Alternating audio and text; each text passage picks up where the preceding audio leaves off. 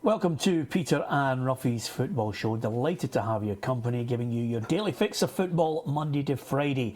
The main talking points tonight on the programme, fresh from their 0-0 draw at the weekend. Hearts and Celtic will meet once more, this time in the quarter-finals of the League Cup. We'll look at all the ties in the draw for the last day. We'll also look back over the weekend's football in Scotland and look ahead to European Football, Champions League and Europa League.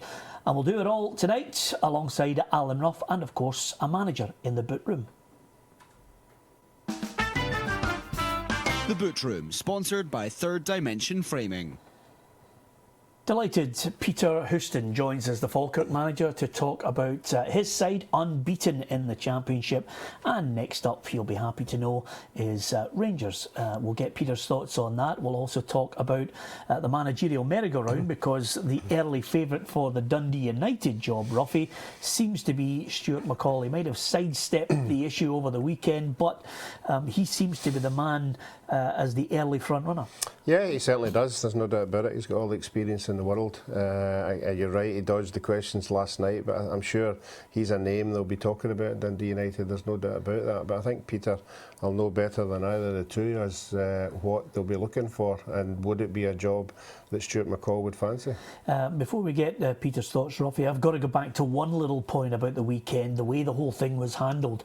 I think there's a number of things that I could chart on a timeline about Jackie McNamara's position.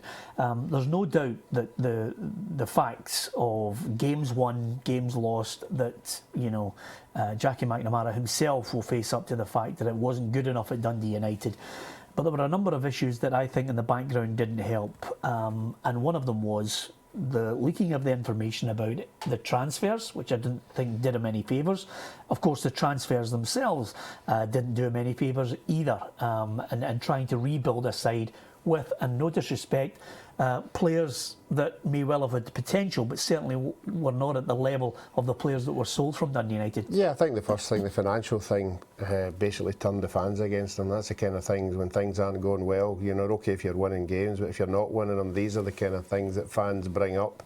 So that was definitely a hindrance. Obviously, the players leaving, but in all fairness, no, he did. I think he brought in about 12 players, so he would have thought he would have got a turn out of them. I don't think for a minute he would have thought they'd be where they were, but certainly the players that he lost, he never had the quality to replace them. Peter, whether it's Dundee United or whether it's anywhere else, if you're a manager that has a certain calibre of player, a level of player, and suddenly that goes out the door, unless you try and spend comparative money, you know, you're asking a lot of youngsters that you're plucking from lower leagues again to try and replicate that. Yeah, it's not easy, and Jackie's had a hard job there, because the old question is, how do you replace a £1 million player?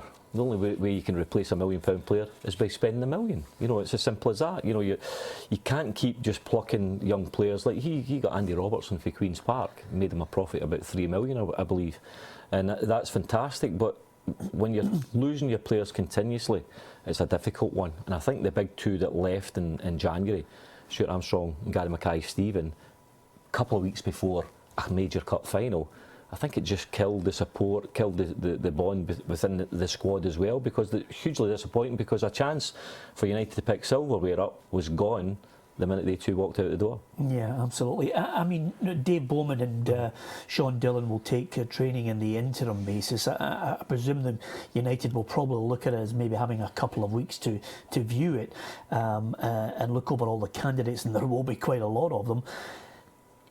Does it need somebody with a real insight like a Stuart McCall with a track record? I know there'll be lots of other managers from out with the Scottish game that may well be applying for it, but I'm looking at some of the people that are in for it at the moment: Mixu Paatelainen, Jim McIntyre, Tommy Wright, Stephen Presley. Those names have been mentioned as well, and some of them have had a good track record over the last couple of years. There's some excellent managers there that you've just mentioned.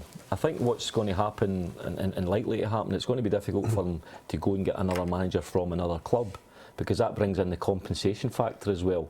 Good managers who are out of job just now is Stuart, Mixu, Stephen Presley. They're three names who have done well within the game.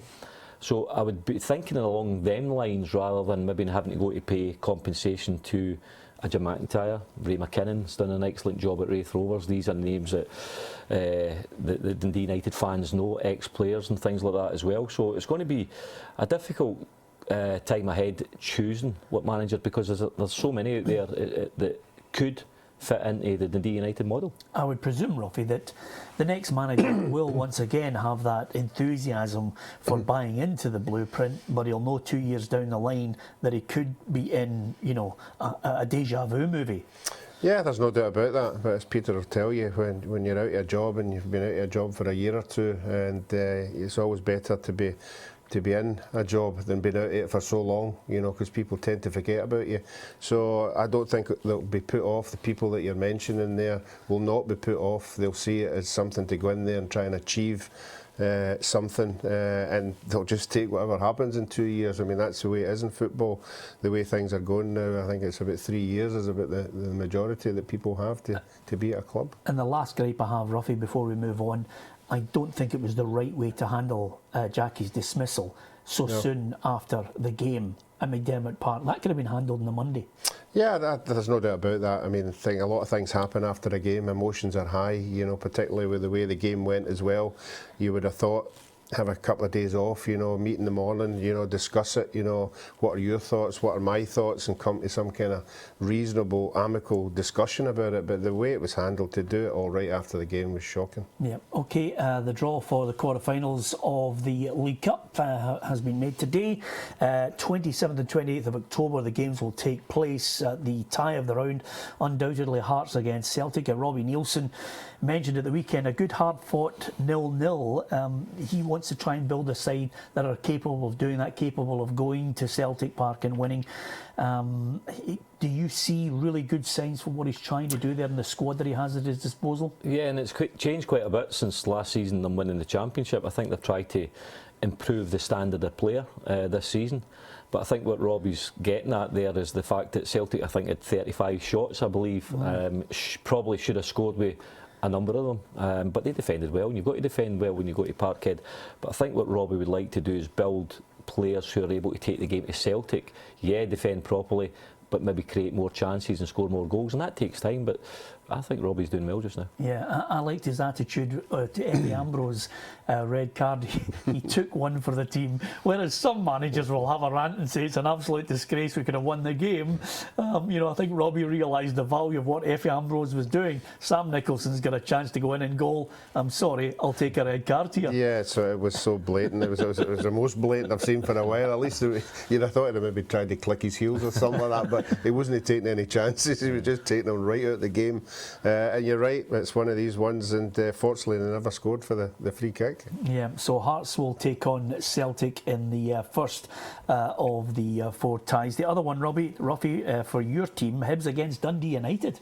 Yeah, again, well, obviously Dundee United have got a time now to get themselves together. A new manager will give them that lift, there's no doubt about that, and it'll be a good game. You know, Hibs disappointed at the weekend there, not to build on the result with Aberdeen, but no, it'll be a cracking game, really good. Yeah, I think, Peter, the general view is that, you know, Hibs are getting stronger, but with every slip-up, you know, we're looking now and we're saying to ourselves, you're unbeaten. You know, it's almost as if we're saying, can 2 or 3 teams sustain week in, week out, not dropping points to keep the championship alive rather than Rangers running away for it? Yeah, but I think it's a cracking tie first and foremost. I think Hibernian have improved. The level of player that Alan's brought in during the close season is really good. What he'll be throwing the balls up is between continuing to win or trying to win every championship game, but he'll be thinking about trying to get to a semi-final of a National Cup as well, and he'll see Dundee United the way it's going at Dundee United just now, a huge opportunity, because if they can do that to Aberdeen, then they can certainly do similar to Dundee United. Yeah, and the other ties, Ruffy, Morton's reward for knocking out Motherwell, a game against St Johnstone. Yeah, and as I've said this on numerous occasions, it's a tournament that the smaller clubs get a chance. I mean, I don't know why the bigger clubs seem to fail in this competition, but it's a track record that in finals it's not necessarily the bigger clubs that get to that final, so everybody underneath them will see it as an opportunity to get to a semi-final and a final. And dare I say it, there won't be anyone able to get a ticket, surely, for the Highland Derby. It's Inverness Caledonian Thistle against Ross County. Yeah, it'll be a belter. I'm sure everybody up there, you know, that they say they don't get enough publicity, but they won't need it for this one. This will be jam-packed. Yeah, we'll get the thoughts of Peter on those other ties. We're going to talk Falkirk in the next part of the programme, as well as Rangers with that good win over Morton yesterday. Rangers now with a 9-point advantage over the Bairns. Can the Bairns close that gap with a win next week? We'll get the thoughts of the Falkirk manager after this quick break.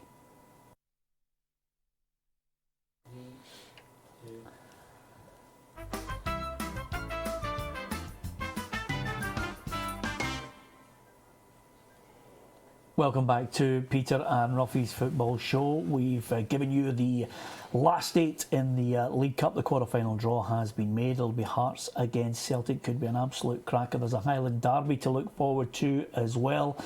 And Hibs against Dundee United. And not forgetting also Morton knocking out Motherwell. They will have a game against St Johnstone. That's the quarter-finals of the League Cup. Alan Ruff is alongside me, and we have a Championship manager as our bootroom guest. The Boot Room, sponsored by Third Dimension Framing. Manager's job never easy, to be perfectly honest with you, but Peter Houston knows more than most the pitfalls when you take that hot seat. Unbeaten at the moment, Peter, you've got to be happy with Falkirk's start to the season, although, dare I say it, you're going to be really tested when you come up against Rangers at the weekend. Yeah, I watched them yesterday. They're a right good side compared to last year. I don't mean any disrespect to the guys who were in there last year, but Mark's done a fantastic job so far. They're playing very attack-minded football. They take chances, leaving people up. They've got 2 full-backs who are in the penalty box every bit as much as the main striker. They're balanced off with the boy Halliday sitting in the middle of the park, 2 centre-backs looking to cover up in, and they have a lot of the ball, you know. So we're under no illusions going to Ibrox, full house probably.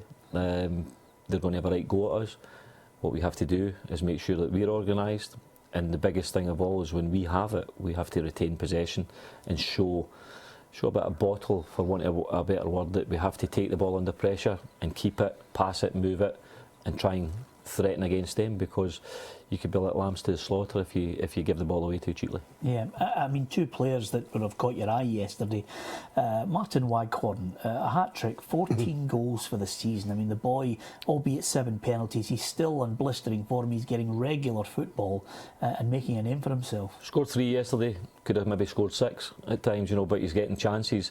Works really hard, great left foot, great penalty taker as well. You know, he's slotted his penalty kicks, every one I've seen, away simply, but he works really hard for the team, and what I've noticed about Rangers team is that every single one of them, although they're good footballers and they've got good pace about them, they work hard off the ball as well as on it, you know, and that's a sign of a bit of togetherness, teams working hard together and getting the results. Yeah, Ruffy Tavernier, 8 goals, full-back. I watched him dispatch his goal yesterday, and I thought to myself, he's supposed to be right back. He was in the penalty spot finishing it off. Yeah, it was all of a sudden he seemed to be there, you know, and I mean, it's a great, as Peter was saying there, the goals that he scored is fantastic. Going forward, as Rangers are most of the game, you know, is fantastic. I think Peter obviously have some kind of plan, you know, to stop him getting forward as much. Yeah. Well, let's hope it's a good one anyway. He's written it down here extensively, Ruffy. I'm looking at it at the moment. Yeah, well, I thought St Johnstone did particularly well. You know, they set their stall out accordingly, and I think obviously that would be one of the first things, would be to stop Wallace and the boy getting forward as much. You know, you might be able to do it, you might not, but I think that would be crucial in everything that Rangers are doing. But I was going to ask Peter, I mean, we saw you at the end of last year, and when you went there, I know it's a different Rangers now, and the atmosphere's different as well. I just felt your boys, that the fear factor seemed to be lifted a wee bit in going to Ibrox. I felt your boys looked confident. Yeah. They looked at, I mean, it's a daunting place to go at the best of times. Yeah, that last year is totally different. You're right what you say, Alan. The fact that we were 2-0 up with 7 minutes to go, but we also dominated a lot of the ball, a lot of the possession, and took the ball and just showed no fear. It's a different Rangers. The crowd are right up for it as well now. And what we done that day, apart from the last 7 minutes, we have to be brave in the ball and make sure that our good players, and we have got good players like Sibbald and Mark Kerr and Tom Tile who can pass the ball. We have to make sure that we do that, and we Bairdy up front who can threaten, and Baird that day was superb against the two central defenders. It's kind of for performances like that we're going to need at Ibrox, because as I say, it will be like walking into Lansdowne, and it's one of these things, if you don't handle it, you can take a severe beating. But I think we've got a good balance between youth and experience now in the squad, that we'll be able to handle it, because most of these players have been there before, experienced the atmosphere, and we look forward to it. We don't fear it. We know that they're a good side, they know that it'll come at us, but most importantly, I think we've got a team who can cause them problems as well. I had a wry smile this morning reading that headline. You know, Mark Warburton, a few of the players feeling as if they've been disrespected because they lost to St Johnstone. I mean, if he's getting tetchy over a little bit of criticism, you'll have to get used to it, because when you're a Rangers manager or a player, you're expected to win. If you lose one game, you know, as anyone will tell you, Peter, you're one game away from a crisis. Yeah, I think what Mark's trying to do there is protect his players, and it's this togetherness that he's trying to forge between himself and the players, and everybody's against us type thing. And Rangers were well beaten by St Johnstone, but people forget that St Johnstone on their day can be a right good side. I've seen them beating Celtic at Parkhead last year, Swanson scoring a magnificent goal, but playing really good.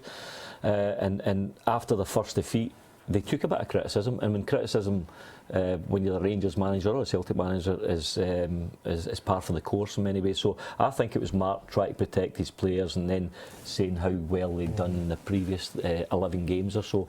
I can understand them, but you're right what you say, Peter. If he's no used to criticism and you lose a game when you're a Rangers manager, expect a lot. Yeah, absolutely. Let's have a look at the weekend's Premiership results. Celtic and Hearts couldn't separate them. Cracking game between Dundee and Ross County. Red cards seemed to dominate the whole of the Premiership. Inverness ended Aberdeen's quest to keep on winning in the league. Hamilton Accies fought back against Kilmarnock, and Motherwell got that 2-1 win over Partick Thistle, and St Johnstone with that 2-1 win over Dundee United, which cost Jackie McNamara his job. And now, suddenly, you know, the key from the weekend, Roffy, has been managers under pressure. Alan Archibald, again, another defeat for them, and he's been constantly harping on about the need to show a bit of quality, a bit of fight, a bit of battling in these games. They're not getting it yet. Well, again, Alan's in the same circumstances as most managers. You know, you have to believe that the people who own the club are looking at the games the way you're seeing it, you know. And again, at the weekend there, Partick Thistle had chances. They weren't run over the top. You know, they lose an own goal, and then obviously they lose another one. But they got back in the game. They haven't been turned over by anybody. But you're right, it's results, you know. And I think he's now needing a win. I mean, it's easy enough to say that, but certainly he's got Dundee United at the weekend, and a win would change everything. A win would lift the whole place. But to go on a run like that, as Peter will tell you, it's not the Saturday it's the problem, it's the Monday to Friday. Because the players come into the dressing room with their head tripping them, and you need somebody who's going to lift them up and let them believe that they can win on the Saturday, and I think that's what he needs to do. Yeah, most of the Accies fans, Peter, want Roffy and myself to continually tip them to get beaten in every game, because they just keep coming up with the victory. Well, I think, you know, we played them a pre-season friendly, Peter, and after that game, I'm thinking that was the best thing that happened to us. They beat us in a pre-season friendly, but I was very, very impressed with them. They get in your faces, they win the ball back, they do what they're good at, and it is no surprise to me at all. You know, a lot of people round about me have been saying, how can Hamilton go and beat Dundee United 4-0, for example? Hamilton Accies that day taught me a lesson about the way that to win the ball back when you've not got it, to work really hard as a team. Their work ethic was really good, and hard work hides a multitude of sins, and that's why they're getting results. Yeah, did you hear that, Ruffy? Yeah. Hard work hides a multitude of sins. So that's going to be one of our catchphrases on the programme now. Love it from Peter Houston. What about the Championship at the weekend? Here's how the results panned out. Of course, Peter was part of one of the dullest games of the season, Falkirk Queen of the South, which won't be coming in your Christmas stocking, Ruffy. Alloa 0, Livingston 3, good away win for Mark Burchell's side. Hibs and St Mirren couldn't separate them. Wraith Rovers 1, Dumbarton 0, and Morton 1-0 Rangers for. Have we maybe not given Ray McKinnon the praise he deserves? Absolutely, I think he's done a great job. Now, remember, he's came from Brecon City and done a really good job there. He's went in there at Raith Rovers, got some players round about him, brought in a lot of players. And it's one of these things again that they're really hard to beat. They're well organised. Fortunately, we won 1-0 against them, but the game could have went either way at the Falkirk Stadium. And I think you've got to give him great credit. And it wouldn't surprise me if United are he's one of the managers that might interest United as well. Yeah, just briefly, last word on this, Peter. You guys, I would imagine your ambitions with the team that you have will be there or thereabouts for the playoffs. Is that the ambition for you? Absolutely. Right from the beginning, we had a really poor start last year, Peter, and we were catch up all the time. But most importantly for us this year was making sure that we got a really good start. We've got a good start. Could have been better, if I'm being honest. We've dropped points that we should have maybe picked up more in. But it's nice to be unbeaten after this time. But we know we face our toughest test when we go into Ibrox on Saturday. Well, we wish you well for that. Great to have Peter Houston, the Falkirk manager, here as our Bootroom guest. Join us for your daily fix of football. Peter and Ruffy's football show, Monday to Friday. Hopefully you enjoyed tonight's programme. There'll be more of it tomorrow as well. From Alan Ruff, from Peter Houston and from myself, Peter Martin, thanks once again for watching. Good night.